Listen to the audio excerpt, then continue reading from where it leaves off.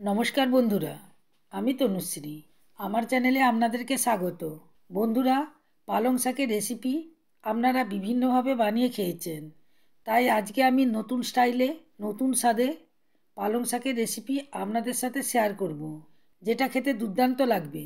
পালং শাকের এই রেসিপি খেয়ে আপনারা আঙুল চাটতে থাকবেন। আশা করি আপনাদেরকে খুবই ভালো লাগবে, তাই স্কিপ না করে পুরো ভিডিওটা দেখার অনুরোধ রইল। পালং শাকের এই রেসিপিটি বানানোর জন্য প্রথমেই আমি কিছুটা পালং শাক নিয়েছি। গোড়াগুলিকে বাদ দিয়ে শাকগুলিকে ভালোভাবে ধুয়ে নিয়েছি। পালং শাকগুলিকে ছোট ছোট টুকরো করে নিয়েছি। ঠিক এইভাবেই ছোট ছোট টুকরো করে নিতে হবে। এবার আমি নুন দিয়ে দিচ্ছি। পালং শাকগুলোকে নুনের সাথে ভালোভাবে মেখে নিচ্ছি। নুন মাখিয়ে রাখলে পালং শাক থেকে জল বেরিয়ে যাবে এবং পালং শাকটা কমে যাবে। এটাকে আমি 10 মিনিটের জন্য রেস্টে রেখে দিচ্ছি। এইদিকে আমি একটা মশলা বানিয়ে নেব। এবার আমি দিয়ে দিচ্ছি কিছুটা রসুন, দিয়ে দিচ্ছি আদা, দিয়ে দিচ্ছি দুটো কাঁচা লঙ্কা, দুটো পেঁয়াজকে টুকরো টুকরো করে নিয়েছি, সেটাও দিয়ে দিয়েছি। এটাকে আমি পেস্ট করে নিয়েছি, খুব মিহি পেস্ট করিনি, এটাকে হালকা পেস্ট করে নিয়েছি, আপনারা দেখেই বুঝতে পারছেন। এবার মিক্সিং জারে দুটো টমেটো দিয়ে দিয়েছি, এটাকেও আমি পেস্ট করে নেব। দেখুন বন্ধুরা, পেস্ট করা হয়ে গেছে।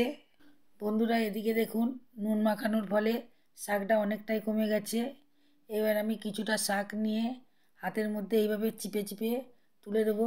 এর ফলে পালং শাক থেকে জলটা বেরিয়ে যাচ্ছে। বন্ধুরা, আপনারা পালং শাকের ডাল খেয়েছেন, চচ্চড়ি খেয়েছেন, পালং শাকের ঝাল খেয়েছেন, কিন্তু এটা পালং শাকের একটা নতুন রেসিপি, খেতে খুবই ভালো লাগবে।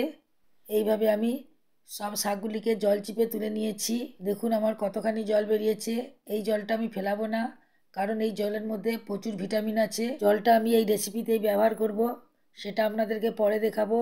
যে পেস্টটা তৈরি করে রেখেছিলাম, এখান থেকে 2 চামচ পালং শাকের মধ্যে দিয়ে দিচ্ছি। এখন দিয়ে দিচ্ছি অল্প পরিমাণে জোয়ান। জোয়ান দিলে খুব সুন্দর একটা টেস্ট হয়। দিয়ে দিচ্ছি হলুদ গুঁড়ো, লঙ্কা গুঁড়ো, খুব সামান্য পরিমাণে গরম মশলা গুঁড়ো দিয়েছি, আর দিয়ে দিচ্ছি ধনিয়া গুঁড়ো। এবার দিয়ে দিচ্ছি বেসন। এখানে খুব কম পরিমাণে বেসন লাগবে, আমি এখানে 2 চামচ বেসন দিয়েছি। খুব বেশি বেসন দেওয়া যাবে না, তাহলে পালং শাকের স্বাদটা বোঝা যাবে না, এবং বেসন বেশি দিলেও খেতে ভালো লাগবে না। আপনারা অল্প পরিমাণে বেসন দিয়েই এটাকে মাখিয়ে নেবেন। মাখানো হয়ে গেছে। এখন এখান থেকে কিছুটা নিয়ে আমি গোল করে একটু সামান্য চেপড়ে দিচ্ছি। একটা বানানো হয়ে গেছে। বন্ধুরা, আপনারা দেখেই বুঝতে পারছেন এটা আমি কোপ্তা বানাচ্ছি, তবে এই কোপ্তাগুলিকে আমি তেলে ভাজবো না। তেল ছাড়াই আজকে আমি পালং শাকের কোপ্তাগুলি তৈরি করব, তাই আপনারা পুরো ভিডিওটা দেখতে থাকুন। এইভাবে আমি সব কোপ্তাগুলোকে তৈরি করে নিয়েছি। এখন আমি কড়াইয়ে কিছুটা তেল দিয়ে দিয়েছি। এবার দিয়ে দিচ্ছি কালো জিরা। এখানে আমি খুব বেশি মশলা ব্যবহার করব না। দিয়ে দিচ্ছি গোলমরিচ, দুটো এলাচকে মুখ ফাটিয়ে দিয়ে দিয়েছি। এগুলাকে একটু ভেজে নিচ্ছি। খুব সুন্দর একটা গন্ধ উঠেছে। এখন আমি পেস্ট করা মশলাটা এখানে দিয়ে দিচ্ছি। এটাকে নেড়ে চেড়ে খুব সুন্দরভাবে কষিয়ে নেব। এটা কয়েক মিনিট সময় ধরে কষাতে হবে। দেখুন এটাকে লাল লাল করে ভেজে নিয়েছি, ঠিক এইভাবেই ভেজে নিতে হবে। এরপর দিয়ে দিচ্ছি হলুদ গুঁড়ো, কালারের জন্য দিয়ে দিচ্ছি কাশ্মীরি লঙ্কা গুঁড়ো। যেই পালং শাকের জলটা আমি রেখে দিয়েছিলাম এখানে দিয়ে দিচ্ছি। এবার এটাকে নেড়ে চেড়ে কিছুক্ষণ ধরে আমি কষিয়ে নিব। দেখুন বন্ধুরা, খুব সুন্দরভাবে কষিয়ে নিয়েছি। এবার দিয়ে দিচ্ছি পেস্ট করে রাখা টমেটোটা, দিয়ে দিচ্ছি লঙ্কা গুঁড়ো, ধনিয়া গুঁড়ো, সব উপকরণগুলোকে ভালোভাবে কষিয়ে নিচ্ছি। এটাকে বেশ কিছুক্ষণ ধরে কষিয়ে নিতে হবে। দেখুন খুব সুন্দরভাবে কষানো হয়ে গেছে। এবার দিয়ে দিচ্ছি জল। বন্ধুরা, এখানে একটু বেশি পরিমাণে জল দিতে হবে। মশলার সাথে জলটাকে ভালোভাবে মিশিয়ে নিচ্ছি। এবার একটা ছিদ্রযুক্ত পাত্র এর মধ্যে বসিয়ে দিয়েছি। এর মধ্যে আমি আগে থেকে একটু তেল মাখিয়ে রেখেছিলাম। এবার কোপ্তাগুলোকে এর মধ্যে উঠিয়ে দিচ্ছি। একটা একটা করে সব কোপ্তাগুলোকেই আমি এই পাত্রের মধ্যে রেখে দিয়েছি। এখন এটাকে লো ফ্লেমে 7 থেকে 8 মিনিট রেখে দেবো। এবার ঢাকাটা খুলে নিয়েছি। কোপ্তাগুলো তৈরি হয়ে গেছে। এবার আমি ছিদ্রযুক্ত পাত্রটাকে উঠিয়ে দিচ্ছি।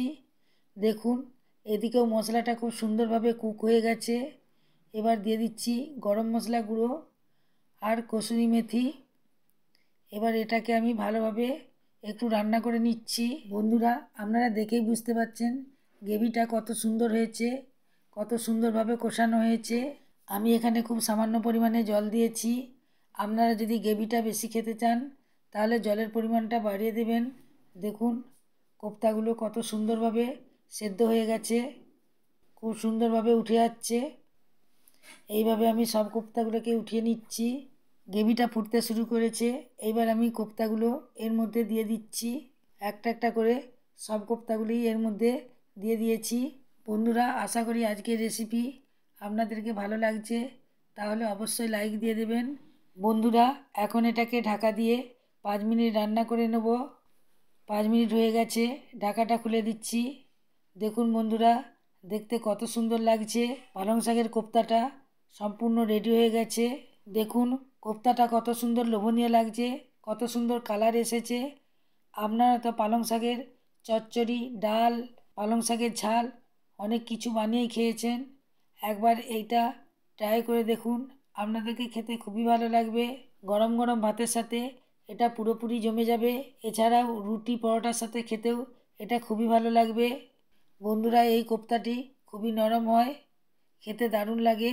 আপনারা বানিয়ে একবার অবশ্যই খাবেন।